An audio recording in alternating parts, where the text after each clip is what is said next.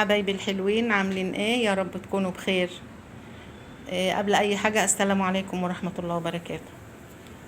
الحلة دي حلة بديلة للفرن، بنعمل فيها اي صواني، فراخ، بطاطس، معمر، اي حاجة، هي بديلة للفرن. ف انا عندي بستعملها بقالي كام سنة، يعني بقالها تقريبا حوالي من اكتر من 3 سنين. فانا دلوقتي بعمل فيها حاجة جميلة هي جدا، يا رب تعجبكم. بعمل فيها صينية معمر.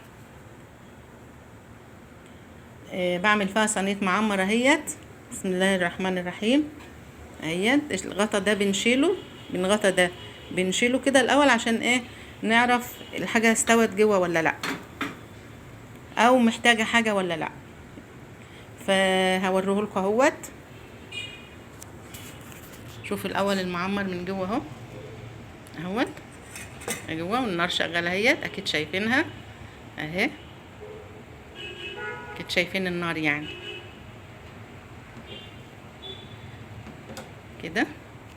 هو خلاص تقريبا دخل في السوا. اهوت. اوريها لكم برضه، اشيل ده عشان تشوفوها كويس اهيت اهي.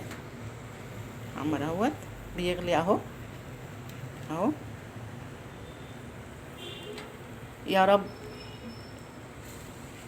كانت الحاجة صفية ام الحاج عوض الله يرحمها دايما علمتني كل ما اجي اعمل حاجة زي دي اقول اللهم اجعل ملحها سكرها وكل من كلها يشكرها. فربنا يرحمها يا رب ويتقبل، وبألف هنا وشفا لكل منها ياكل منه يا رب ان شاء الله. اهوت كده تمام كده، شايفينه اكيد بيغلي، شايفين النار برضو تحت اهيت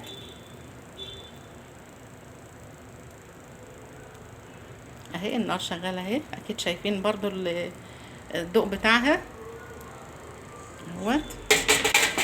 بس كده عشان اعرف اوريكم كويس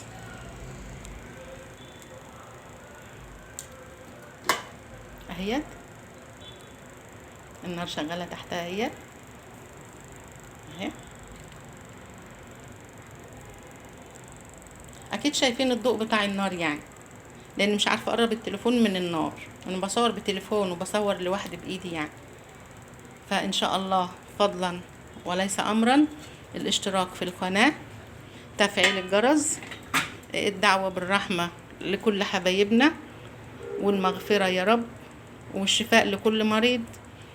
ويا رب ما يحرمنيش منكم ابدا، ولا من كلامكم الحلو، كومنتاتكم الحلوه.